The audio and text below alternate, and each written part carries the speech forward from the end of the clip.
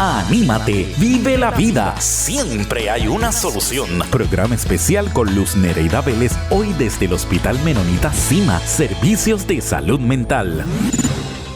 El suicidio es un rompecabezas. Menos del 10% de las personas con depresión intentan suicidarse y cerca del 10% de los que se suicidan nunca fueron diagnosticados con alguna condición de salud mental. Es importante determinar qué sucede en el cerebro cuando una persona intenta suicidarse y qué es lo que distingue a estas personas del resto. La respuesta podría ayudarnos a entender si el suicidio es impulsado por algún aspecto de la biología del cerebro o si es solo un síntoma de un desorden mental.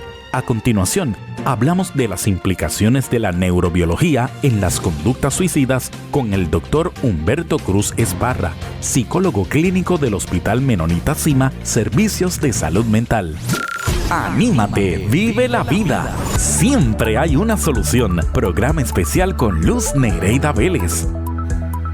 Se dice, ¿verdad?, que el ser humano está hecho a la perfección, pero si hay algún sistema que es un poco complicado, lo es nuestro cerebro, que está lleno, mire, de infinidad de reacciones, ¿verdad?, químicas y de muchas sustancias también neuroquímicas. Me acompaña el doctor Humberto Cruz Esparra, psicólogo clínico del Hospital Menonita Cima. Qué bueno volverte a ver. Buenos días. Un gran honor volver a estar compartiendo contigo en este foro tan pertinente en este tiempo. La cápsula decía que el cerebro, y mírelo aquí, es un rompecabezas. Es un rompecabezas, sí. Vamos a hablar de la neurobiología del suicidio. ¿Hay algo en el cerebro que dispara el que unas personas intenten y otros logren quitarse la vida? ¿Hay alguna predisposición genética que si en la familia ha habido suicidios, haya esa predisposición en los restantes familiares? A mí me parece bien importante que además de nosotros poder definir todo lo que son factores a nivel social, factores a nivel de la conducta, nosotros podamos utilizar la base biológica como un determinante inicial para también poder concluir qué relación existe entre este órgano tan complejo, como bien menciona Luz, y los factores que le preceden, por ejemplo, factores sociales, factores que pudiesen ser dentro de ellos económicos, desastres, etcétera. El cerebro es una estructura bien compleja y está compuesta por muchísimas partes, ¿verdad? Y yo hoy quiero enfocarme en tres específicamente. Primero, el lóbulo frontal, la parte del frontal, la parte de lo que es el sistema límbico, que eso está en una partecita por aquí. Vamos a empezar a desarmar el rompecabezas, ¿verdad?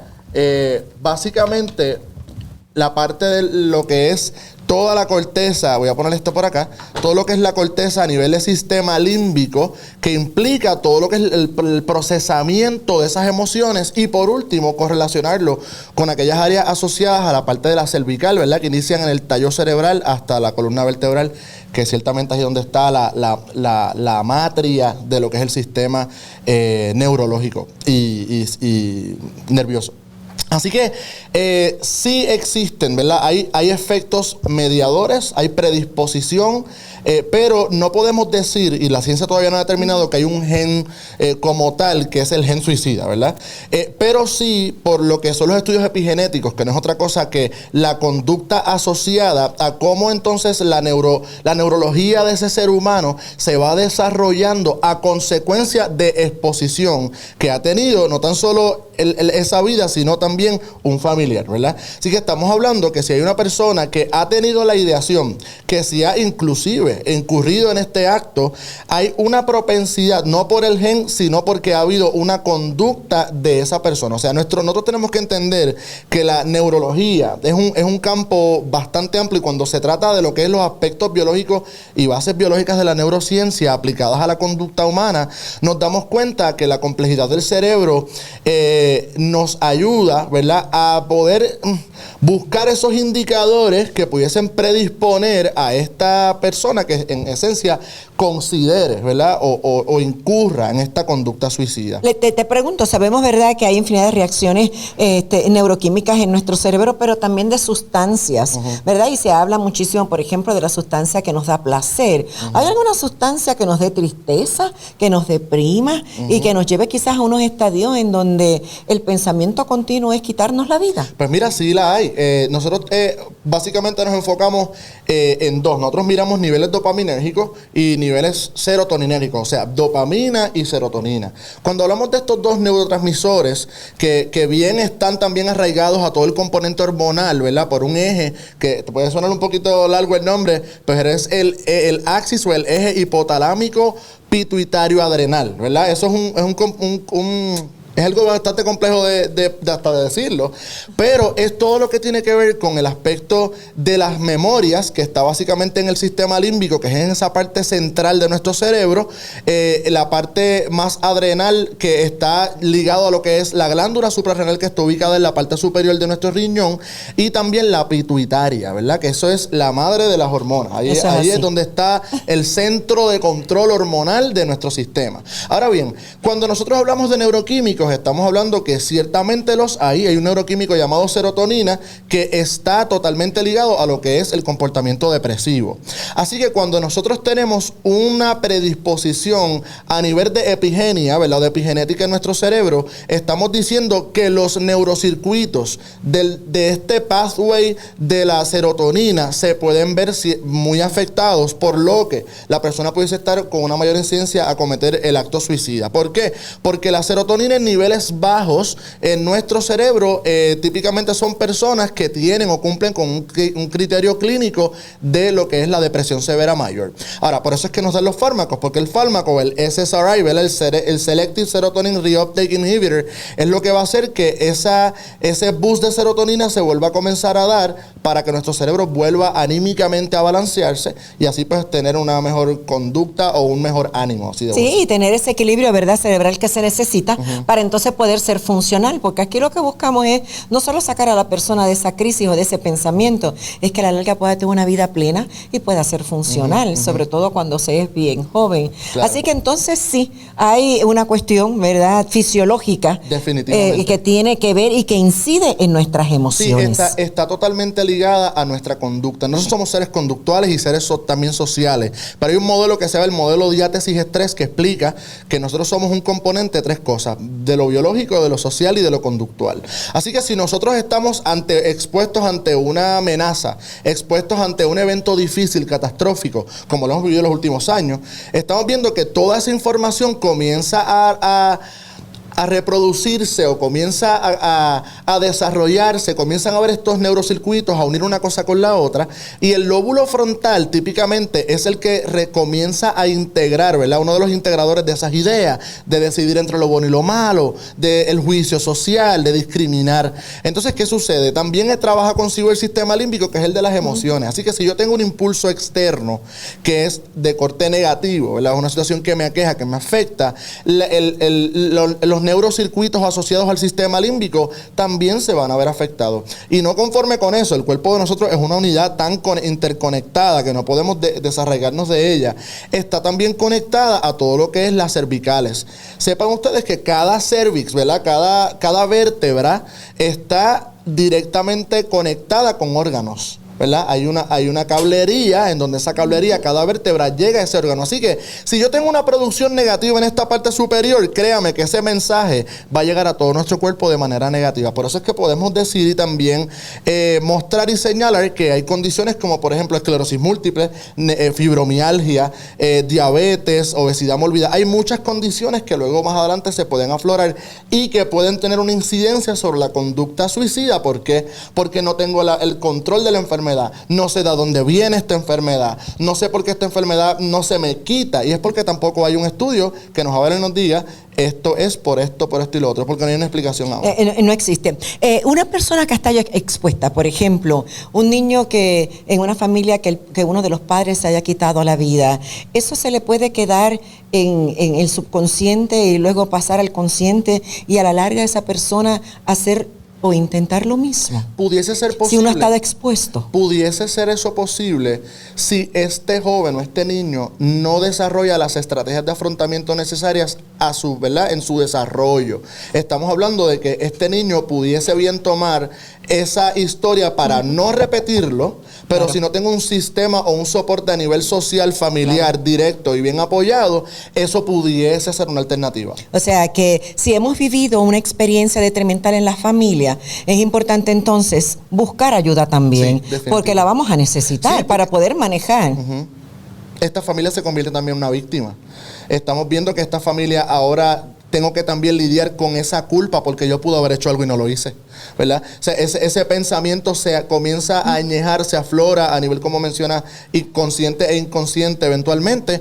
¿Y qué pasa? Esta persona comienza a minimizarse, yo pude haber hecho algo más, y comienza a cargar con esa información que tiene una repercusión en la neurociencia de nuestro cerebro. Así que hay que tener bien en cuenta el cómo pensamos. Yo siempre le digo a los pacientes, si nosotros conociéramos el efecto nocivo que tiene un pensamiento negativo al neurocircuito cerebral, jamás pensaríamos negativo, porque el cerebro se va a creer todo lo que tú le dices. O sea que eso es un problema que tenemos serio. Sí. Cuando ha habido un intento y la persona recibe tratamiento, ¿sale airoso o puede volverlo a intentar? ¿Puede haber varias veces? ¿O eso depende? Esto es como el usuario de la sustancia. ¿Por qué? Porque yo puedo ser una persona que usa sustancias, comienza un proceso de rehabilitación y de acuerdo a los modelos de cambio de unos teóricos que nosotros seguimos, Prochaska y Clemente, básicamente nosotros los modelos de cambio decimos, estamos precontemplando una información, estoy ahora contemplando un cambio y me voy a mover entonces a la motivación necesaria para mantenerme ahí. Pueden haber recaídas. O sea, en el proceso de yo tener ese pensamiento, yo puedo tener una predisposición al pensamiento, más sin embargo, como tuve herramientas en el proceso que me ayudan a contrarrestarlo, o bien se conocen como los factores protectores o factores protectivos, en donde, por ejemplo, si tengo un hijo, no lo voy a hacer. Si tengo una familia de la cual depende de mí, no lo voy a hacer. Si tengo un sistema social bastante fortalecido, no lo voy a hacer. Si tengo una creencia religiosa, ¿verdad?, que es un factor protectivo dentro de este proceso, no lo voy a hacer. O sea que comienzan a ver estos discursos y estos monólogos internos que van desmontando la idea de la consideración de la conducta suicida. Estamos en un hospital en donde, ¿verdad?, vienen personas en una necesidad muchas veces de emergencia y grave. Uh-huh. Ahora con la pandemia, en año y medio, ¿cómo hemos visto la salud mental, pero sobre todo a las personas que a lo mejor han intentado suicidarse? Hemos visto un incremento, ha habido mucha dificultad para que mucha gente pueda entender, comprender, ¿verdad?, que hemos tenido que distanciarnos, hemos tenido que tomar unas medidas drásticas, porque en ello está envuelta la vida o la muerte. La pandemia, yo siempre lo mencioné desde que volví, desde que llegué a Puerto Rico otra vez.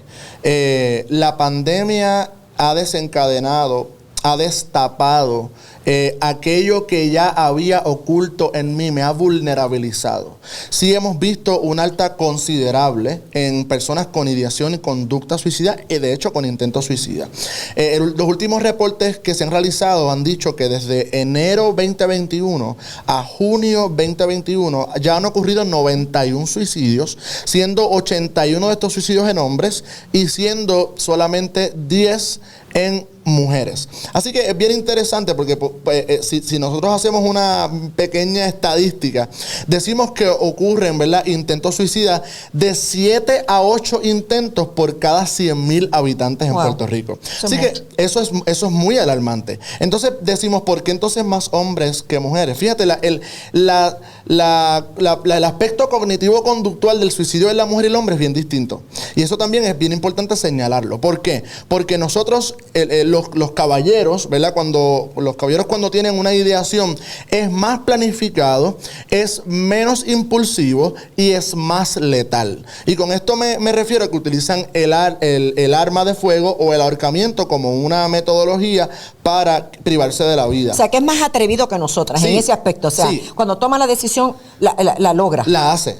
Igual que también el consumo de los organofosforados, que no es otra cosa que estos venenos que venden en las fincas y en la ruralia del centro de la isla. Eso se ve más asentado porque hay mucho más agricultura que en el resto de Puerto Rico. Así que la mujer, por otro lado, es un poco más impulsiva, es un poco más emocional en ese proceso y tiende a hacer cosas para que se haga visible el que ella necesita una ayuda. El hombre dice, yo lo voy a hacer para fulminarme. La mujer dice, yo lo voy a hacer para hacerme visible. Por eso es que la mujer típicamente empieza a cortarse, lo vas a ver más en mujeres que en hombres, que se cortan o la ingesta de psicofármacos. Sin embargo, a diferencia del hombre, dice, no, yo tengo un arma, yo me voy a pegar un tiro y ya me termino la vida. ¿Vale? Y perdonen que es un poco crudo con el lenguaje, pero es que es la realidad. Hemos visto, ¿verdad?, en Puerto Rico casos, y traigo esto a colación porque comienzan con un asesinato y terminan con un suicidio.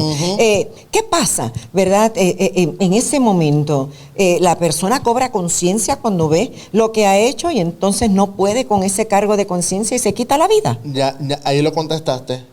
Básicamente es que esa persona no soportaría, estando vivo, los niveles de culpa, de angustia, ¿verdad? No hay estrategias de afrontamiento, comienza a hacer una evaluación peyorativa de su entorno, y eso implica que al yo no tener un sistema de apoyo, el saber que mi familia me va a juzgar, el saber que mi familia me va a rechazar, el saber que posiblemente en la cárcel me van a acribillar, pues mejor entonces me liquido. Me retiro de este plano terrenal y me voy entonces a donde sea que vaya, ¿verdad? Así que sí. Hemos hablado del suicidio, pero sabemos, ¿verdad?, que está muy vinculado, como bien tú mencionas, a una depresión severa y crónica. Hemos visto que cada vez hay más gente deprimida independientemente de la edad ante las circunstancias que vive el mundo, que está convulso, y el país. Hemos visto un aumento considerable en los casos de personas con diagnóstico de depresión. Hemos visto un aumento incluso en personas que comienzan a desarrollar un tipo de codependencia de fármacos o de sustancias. Hemos visto un aumento en personas con trastorno de ansiedad severos. Estamos hablando de personas que de la nada le da un ataque de pánico sin tener un historial previo de salud mental. ¿Sabes? Estamos viendo personas que están en su trabajo, comienzan a hiperventilar, comienzan a llorar ni sin saber la razón, comienzan a sentirse asfixiados, y obviamente estos son secuelas y consecuencias de las medidas. La parte tiene que ver con las medidas que se tomaron al inicio. El miedo al contagio, no existe una vacuna. Comenzaron a activar esos triggers, ¿verdad? Comenzaron a activar esos detonantes, el aislamiento, el uso de una mascarilla, el saber que el miedo al contagio, específicamente en los primeros respondedores, que al inicio eso fue una crisis, ¿no? Así en donde estos primeros respondedores no se atrevían a pisar su hogar, no se atrevían a abrazar a sus hijos, tener contacto con su familia. Incluso yo supe de amigos y colegas y mi hermana fue una de ellos, alquiló un apartamento aparte para no llegar hasta mi casa, para no contagiarnos, porque para ese entonces ella trabajaba en un hospital. Así que toda la conglomeración de estas medidas drásticas y súbitas que se dieron a consecuencia de la pandemia predisponen significativamente la salud emocional y mental de cualquier ser humano. Que ya estaba, ¿verdad?, que el país ya estaba deteriorada, ya veníamos arrastrando los pies en esto de la salud mental, que no sé por qué razón siempre vemos el cerebro como algo fuera del cuerpo. Sí, es algo bastante... Yo no me puedo quitar mi cabeza, que aloja el cerebro. Exacto, el cerebro, todo lo que sucede en tu cuerpo responde a todo lo que sucede en tu mente, a todo lo que sucede ¿verdad?, en este aparato tan hermoso que se llama cerebro, y que a mí me encanta. Cuando nosotros generamos una idea y cuando nosotros generamos un pensamiento, ya sea negativo o positivo, el cerebro comienza a cambiar. Le sale, como quien dice, le sale una rajita nueva, ¿verdad? Un surco, que científicamente es el término, le sale un surco nuevo, comienza por neuroplasticidad a cambiar la conformación. El cerebro nunca va a ser igual después de una idea. Así que imagínate tú cuán poderoso es que una persona comience de manera positiva, de manera resiliente, a moverse a un estadio de plenitud, de yo voy a cambiar, de yo puedo con esto. Yo le estoy indicando a este aparato que tiene que sujetarse a lo que mi voz está diciendo. Y vamos a ver entonces que los neurocircuitos van comenzando a cambiar. Anteriormente mencionaron otro de los doctores que cuando nosotros hacemos una conexión, o cuando nosotros hacemos el ejercicio de tener psicofarmacología más terapia o psicoterapia, o sea, medicación y tratamiento psicológico, la ciencia ha demostrado una alta efectividad para tratar cualquier trastorno de ánimo y trastorno de ansiedad. Así que me parece vital que esa combinación esté presente para que esta persona, ya sea con riesgo suicida, pueda salir, porque sí hay solución, definitivamente hay solución. Quiero tocar, porque yo siempre también pienso que parte de las cosas importantes en las emociones está esa parte espiritual. O sea, siempre se ha dicho, ¿verdad?, que somos como el triángulo, ¿no? Somos una mente, un cuerpo y emoción o alma, espíritu, como le quieran llamar. Y esa parte, ¿cuán importante es en esa fase de crecimiento, que nos podamos arraigar a ella, cuando vienen pensamientos suicidas? Los seres humanos sanamos de adentro hacia afuera. Tal como las heridas en la piel. Usted va donde cualquier cirujano y el cirujano le va a decir, lo de adentro comienza a sanar primero y después de afuera. Yo lo viví. Yo tuve hace unos meses atrás un accidente, y ese accidente provocó una herida bastante severa en uno de mis dedos. Y algo bien interesante que me dijo el doctor, y voy a responder la pregunta, pero quiero traer esto para poderlo unir, es que el doctor me decía, tienes que meter ese dedito hacia adentro. Y yo le decía, es que me duele. Y me decía, precisamente eso es lo que necesito, que te duela, porque cuando el tejido comienza a dolerte, el dedo va a tener la capacidad de regresar al lugar en donde se supone que estaba. Y así es esto, ¿verdad? La espiritualidad tiene un rol muy importante en todo lo que son los procesos a nivel neurocognitivo del cerebro. De hecho, hay estudios que han incluso mostrado y revelado que una persona que sostiene una fe, que sostiene una creencia, ¿verdad?, en algún ser trascendental, tiene la capacidad de poder salir de su crisis mucho más rápido que el que no la tiene. Y esto está probado. Esto no lo decimos porque tengamos alguna convicción particular, sino que la ciencia estudia también este fenómeno, y hay un estudio los estudios teoterapéuticos, ¿verdad?, en donde se utiliza elementos bíblicos, elementos espirituales, como por ejemplo la meditación, se utilizan también la yoga. Ese tipo de meditación comienzan a provocar un nivel de oxigenación mucho mayor en el cerebro. Por tanto, si yo tengo un cerebro bien oxigenadito, es un cerebro que se me va a alimentar de glucosa, que es lo que va a permitir que el cerebro esté energizado y que todos esos procesos a nivel del neuroquímico comiencen a darse de manera bastante efectiva. Así que una persona incluso que ora, una persona que hace uso de la oración, también está demostrado que después de una operación, Luz, esto me parece fascinante, sana, las heridas comienzan a sanar incluso más rápido. Y esto no lo digo yo, lo dice la ciencia. Así que sí, el aspecto espiritual es vital y se convierte en un factor protectivo a la hora de esta persona que tiene tal vez una ideación suicida, poder encomendarse, ¿verdad? Y poder sentir que tiene un apoyo, darlo, que es mucho mayor que él, ¿verdad? Ese es el racional detrás, claro, de esa conducta o de esa actividad. Y de esa forma aseguramos que esta persona se estabilice más rápido, que esta persona busque ayuda, que esta persona incluso en espacios eclesiásticos se rodee de una fuente de apoyo que tal vez no la tengo en mi familia, pero la consigo en estos espacios y me siento fortalecido, me siento apoyado y salen. Y definitivamente muchas veces también el tener esa creencia, tener esa fe en donde, ¿verdad?, los postulados, sobre todo, por ejemplo, en el caso de los cristianos, o sea, no podemos nosotros, no somos quienes para quitarnos la vida, tenemos un día ya señalado por el Padre y hora, o sea, ¿verdad? Hay muchas iglesias que dicen, si tú cometes ese acto, no vas a ir al cielo, no vas a estar al lado del Padre. Así que a veces también me imagino que el miedo puede ser, ¿verdad?, un impedimento muchas veces para dar el paso más adelante. Sí, es como un efecto el intento punitivo. Pero entonces lograrlo. Sí, es un efecto como punitivo, que se queda en el inconsciente y en el subconsciente. Y es como que no, porque yo no quiero, como tú ya mencionas, esa premisa de yo no quiero ir al infierno, yo quiero ir al cielo, ¿verdad? Y ese factor, si sea cierto o no, mira, sostiene a la persona en una creencia que la evita el cometer esa conducta. Así que si lo evita, bueno, pues que lo sigan usando. Claro. De verdad que definitivamente que lo sigan usando. Además que en nuestro hospital también promovemos eso. Nosotros en nuestro hospital tenemos capellanes, ¿verdad? Nosotros tenemos aquí asistencia espiritual para cualquier persona que esté atravesando un proceso difícil, una depresión severa, una ideación suicida. También la ayuda se canaliza mediante, ¿verdad?, como parte del proceso terapéutico, mediante capellanía, ¿verdad? Mediante esa ayuda espiritual. Eso es parte indispensable de nuestro sistema, pues nosotros somos un sistema de base cristiana. Le agradezco al doctor Humberto Cruz Esparra, psicólogo clínico de esta unidad del Hospital Menonita Cima, especialidad en salud mental, por habernos acogido, por habernos traído toda esta información para que la gente entienda y comprenda, y que cuando veamos a alguien que nos dice, yo no quiero vivir más, que sepa que esa bandera roja se levantó y es tiempo de buscar ayuda. Así es, así es. Nosotros estamos aquí para servirle a toda la comunidad en general y estamos muy agradecidos porque esta semana estamos conmemorando la prevención de un acto que no merecemos.